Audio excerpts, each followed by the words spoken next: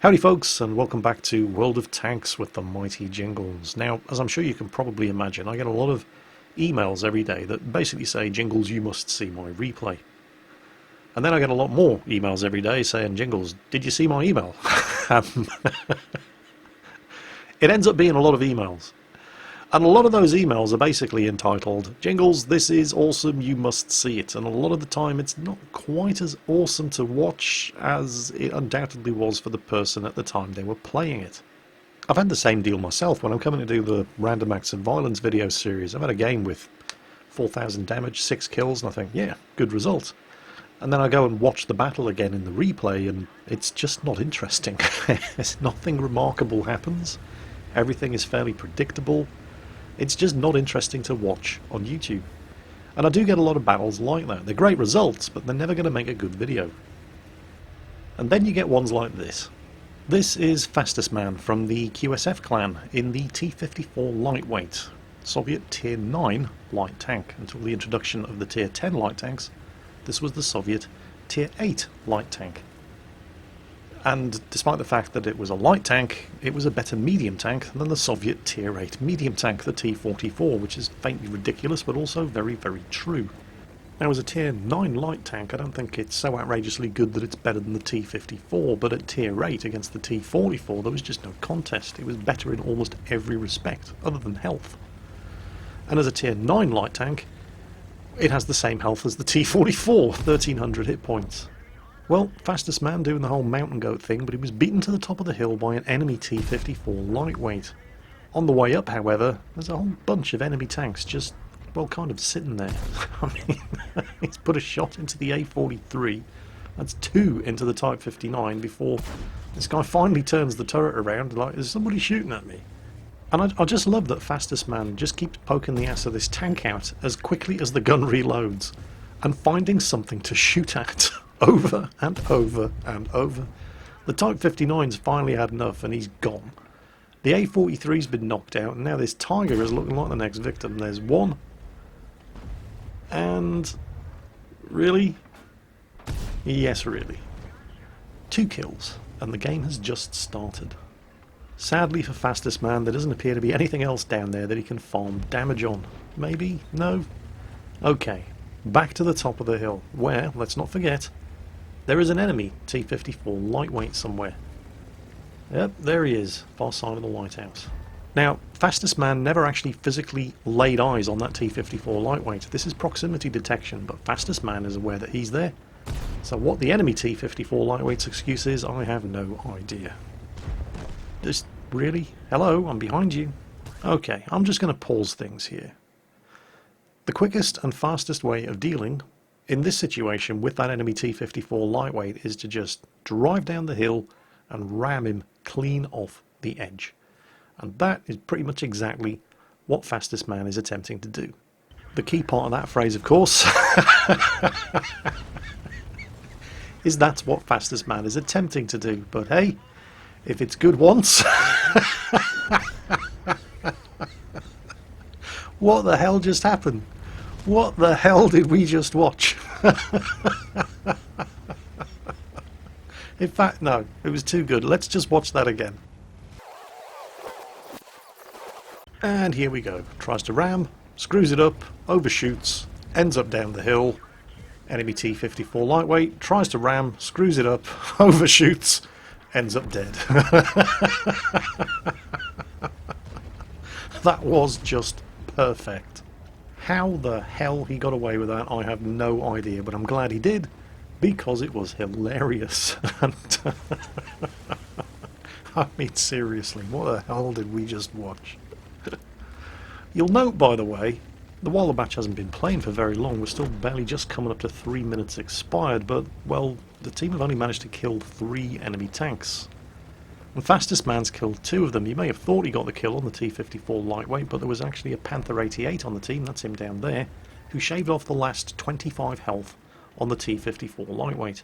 Now, that Panther 88, for reasons only known to himself, decides that with 5 enemy tanks coming around the corner, the best thing that he can possibly do is to go up there and fight them with 233 health remaining. Not such a good idea after all. At this point, Fastusman is pretty much surrounded, although he does have a Comet up here with him, and that Comet is going to prove to be quite a valuable companion. Not because he does a huge amount of damage, but because as long as he has less health than Fastusman, everybody's going to shoot at him first. Or at least the ones that can see him are. Like that T-29. All Fastusman has to do is make sure that the guys that can't see the Comet don't have any shots at him. And he can farm damage on this T-29 while the Comet's keeping him occupied. Now there are good points and bad points associated with being in this position. Aside from the obvious, i.e. the fantastic view it gives you of your surroundings, it's also very difficult for enemy tanks like, well, the WZ-111 down there, not so much that T-29. The T-29 from over there definitely has the gun elevation to put shots. Well, he did, until Fastusman took him out. And that guy over there, of course, the Indian Panzer, also has shots up here. But the WZ-111 down below doesn't, despite the fact that he's closer. And it's because he's closer, because he doesn't have the gun elevation to be able to get shots up at Fastusman when he pokes out. Oh, hello, there's that Type 59. Type 59's in a similar position. He just, this close to the cliff face, does not have the gun elevation to be able to point the gun up here and hit Fastusman. Fastusman, of course, because he's in a Soviet light tank, doesn't really have the gun depression to do it either.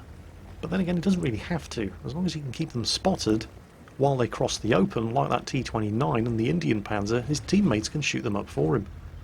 Oh, hang on a second. There's a Leopard prototype making its way up the hill. That's not good. Now, he's spotted him coming, and he's going to be pumping some shots into the AMX 5100 over there, while hoping that his teammates are going to do something about this Leopard prototype. And, well, to be fair, somebody did get, I think, one shot into him on the way up.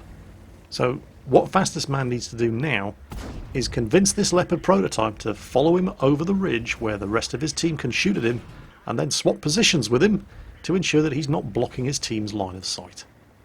And yeah, that seemed to work out quite nicely. This, however, is where Fastusman runs into his first real problem of any significance in this whole game, a T-71.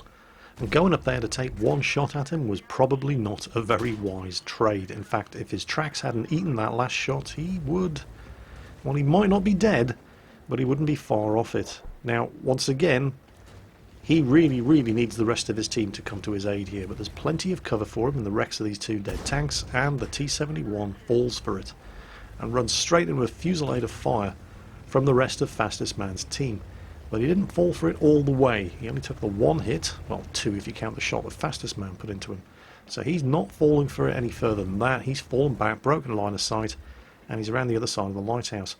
Fastusman, looking for a shot at the WZ-111, who's still down there, doesn't really have the gun depression or line of sight for it, but he can put another one into that Type 59, who must be getting very annoyed